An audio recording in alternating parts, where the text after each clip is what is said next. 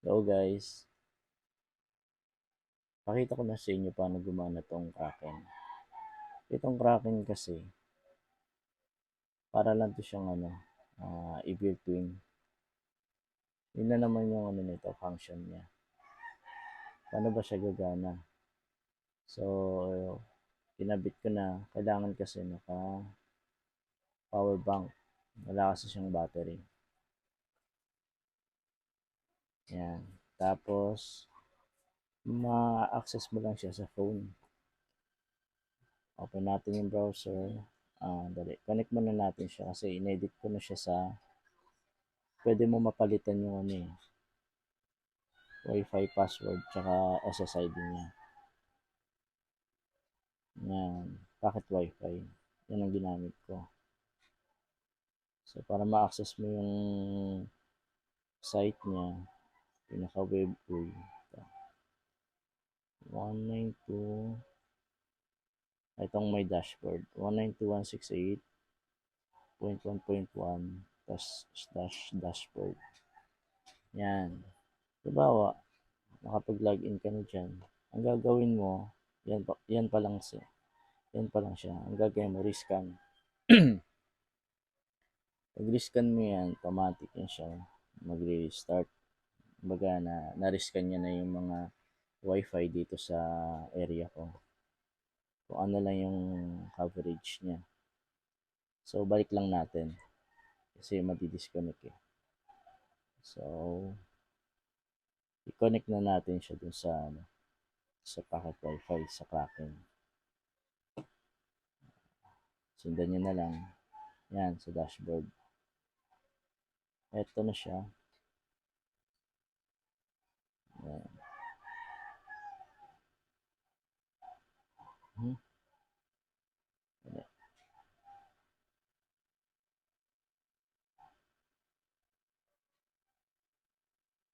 1, 2. Yan. Yan siya. Kung nakikita nyo, may settings siya. Status.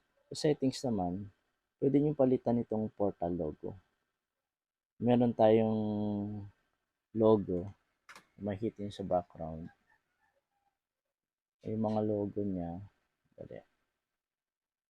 Ayan.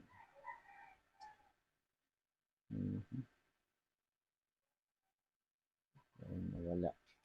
Okay, basta sunod isasama natin. Yung logo kasi na yun, Converge, PLDT, Globe. Pwede nyo siyang palitan. Ang gagawin nyo, i-choose nyo lang. Sabay lumalabas yan.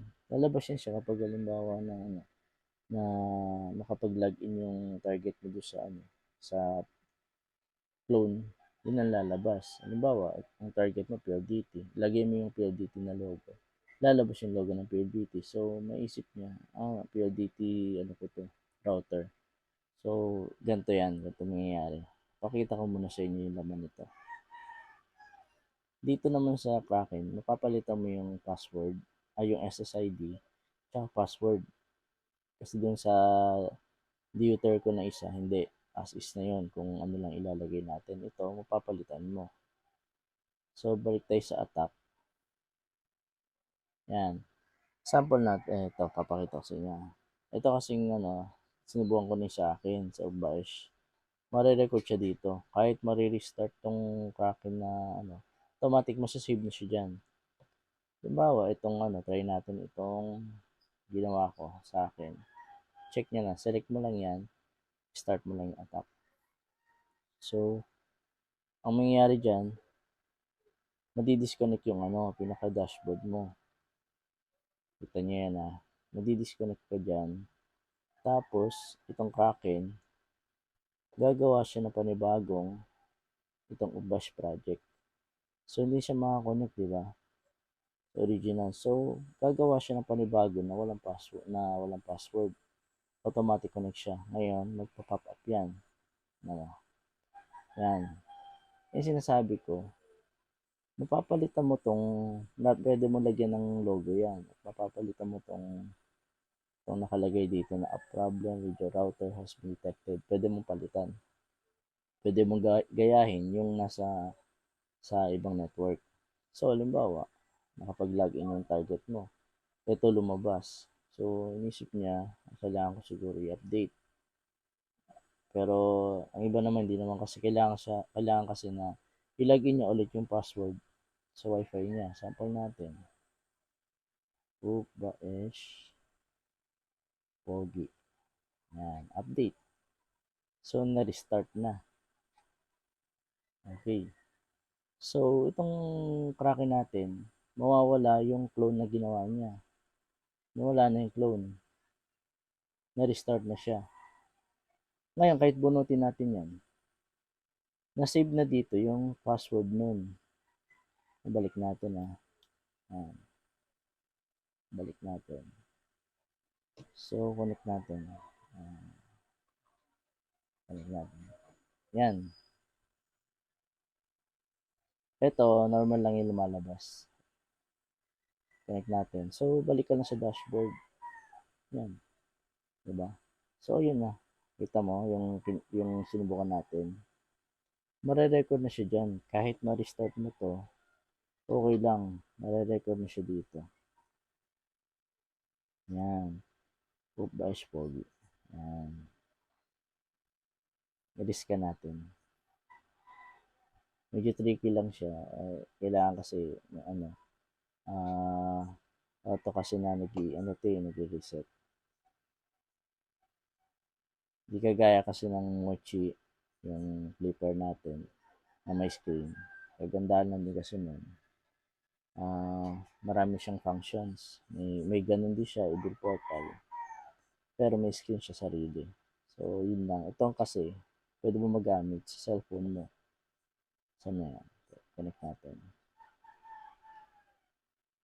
Sundan nyo na lang sa mga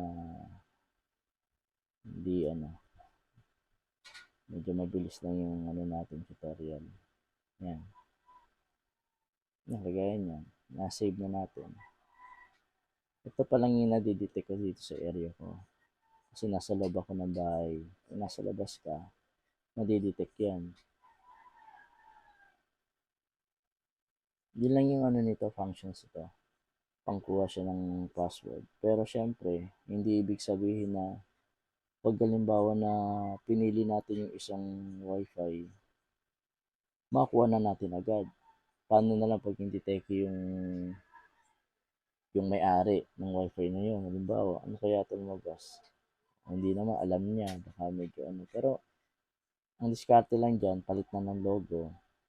Yan, portal logo papalitan. Para, parang totoo, original na website ng router niya. Sundan nyo na lang yung tutorial na ito or bookmark nyo para sakali makapag-install kayo,